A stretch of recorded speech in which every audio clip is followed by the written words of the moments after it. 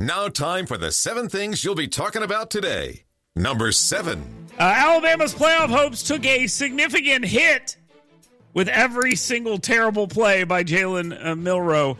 Not great stuff here. A lopsided loss to Oklahoma, who, by the way, has the exact same record as the Florida Gators. Just throwing that out there. The team that beat Alabama this weekend has the same record as the Florida Gators. Music City Bowl, here we come. All SEC showdown, Oklahoma and Florida. Can't wait. Meanwhile, Auburn reignited its season with a thrilling 43-41 quadruple overtime upset versus number 15 Texas A&M, which was awesome.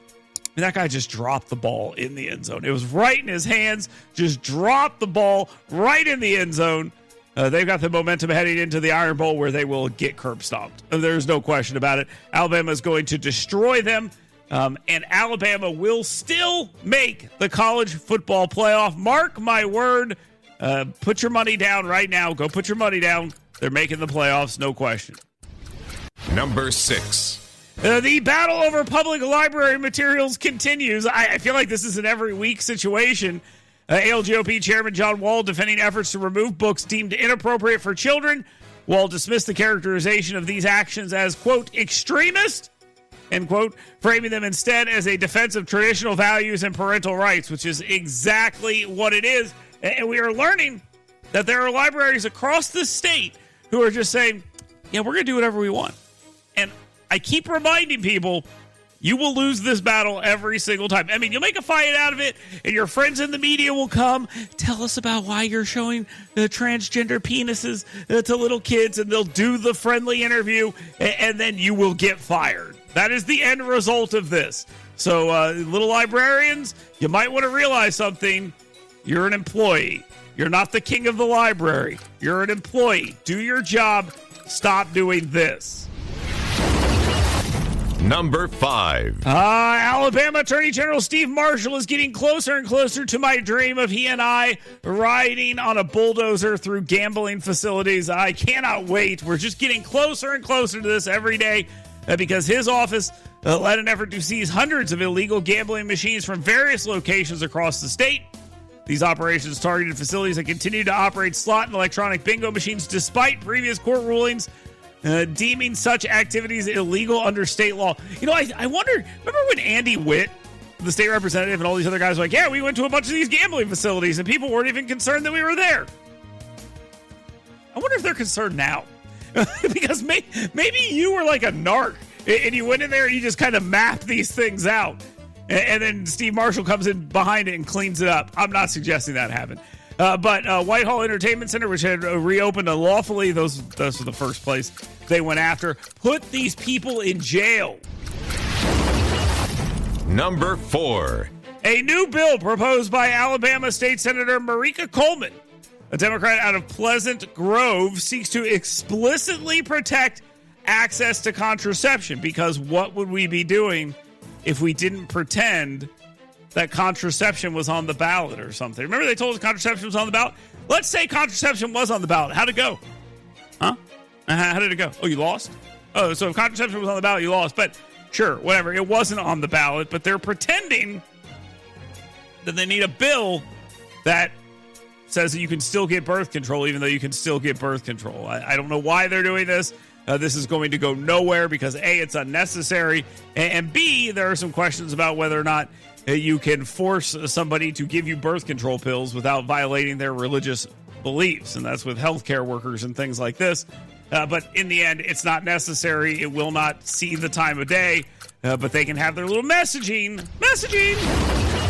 Number 3. Congratulations to the mayor of the city of Birmingham. He has a book out. I don't know what it's about. Quick, somebody tell me Mayor Randall Woodfin's #1 signature accomplishment. I hear he's got some sweet-ass kicks on or something, and that might be about it. In other news, Birmingham has recorded 145 homicides. 145 homicides in 2024, surpassing its previous year's total of 135 and nearing the deadliest year on record, which goes all the way back to, are you ready for this? The good old days. You know, if this was like a movie, they'd be all sepia-toned, you know? 2022. Yeah, we're going way back here. We're going way back.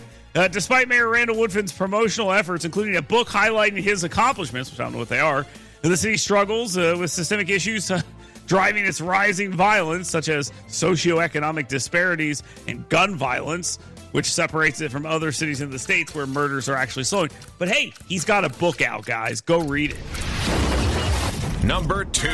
That book comes out in January. It's too bad. Make a great Christmas gift. Alabama leaders have expressed support for Donald Trump's nomination of Pam Bondi as U.S. Attorney General following the withdrawal of Matt Gaetz. By the way, for $550, you can get a Matt Gaetz cameo. Yeah, that's right. That's happening. Notable figures like Alabama Attorney General Steve Marshall and United States Senator Tommy Tuberville out of Auburn praise Bondi's expertise and commitment to conservative values, emphasizing her readiness to address key national issues. One thing that is being raised about her is her support for red flag laws. There's a lot of people that have a problem with that, but I do not think that is enough to scuttle her as the nominee. Conservatives have some issues with some other nominees that Pam Bondi's going to be able to coast right through. She's got a record on illegal immigration, and she's got a lot of time in front of TV cameras, which makes her very good for this job. Now, time for the number 1 thing you'll be talking about today. President-elect Donald Trump's nomination of Representative Lori Chavez de Reamer for Labor Secretary has ignited criticism from conservatives who label her a pro-union rhino, citing her support for the PRO Act and policies opposing right-to-work laws. Labor advocates, including Teamsters President Sean O'Brien and the American Federation of Teachers President Randy Weingarten, have praised the pick, which should give you a little pause. If that doesn't give you pause, like I said, the PRO Act sponsor is also running into some roadblocks amongst some of the talking heads, which I know Donald Trump listens to, so at least they're giving maybe him some pause. There are some other conservative concerns over the Trump Treasury Secretary nominee, Scott Bessent, a former partner of George Soros in the 90s. He faces scrutiny for launching his current fund, Key Square Group, with a $2 billion investment from Soros himself. So there's some questions about that one as well.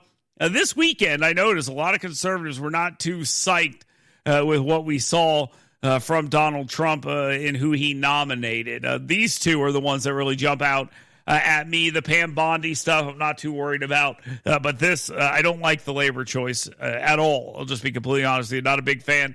And I think a lot of people are going to be having similar issues with that choice as well. But overall, Donald Trump's picks are not going to be running into problems from the right, except for these two. So I would expect that these two choices, these are two that might change. We already saw Matt Gaetz go away. You might see one of these individuals go away as well. The PRO Act choice by Donald Trump is kind of surprising. I'll just be completely honest with you, because she's a pro-union Republican. She lost her election, by the way, but she's a pro-union Republican, and I'm very surprised to see that. So we'll see where all of that goes as we move forward through this transition process. You can voice your opinion right now. Get your questions in for 10 with him. You can do that right now, right here. 866-494-WVNN, 866-494-9866. And again, we got less lethal security range cards to give away to great questions or great answers or great comments. You can get those in right there on the scoutpestcontrol.com WVNN hot take text line, or email us. You've got mail. Dale at WVNN.com. That's the Downtown Rescue Mission.org email inbox. The 7 things brought to you by our friends over there at Two Men in a Truck. You need to make your next move. You need to make it easy. You need to make it quick. You need to make it as good as you possibly can. Well, let Two Men in a Truck help you with that. You'll get 2 men, a truck, and so much more. And they have what's known as the grandma rule. Treat everyone the way you want your grandma to be treated, whether it's cold or hot, windy, rainy, or it's a perfect day. You still don't want to have to do this move by yourself. Get 2 men in a truck, and they're going to do it better than you ever could. 2 Men in a Truck, Huntsville.com. Check them out today. When you do, make sure you tell them Dale Jackson sent you. Get WVNN's Dale Jackson's 7 things you should be talking about today right in your email box every morning. Go to yellowhammernews.com and sign up today.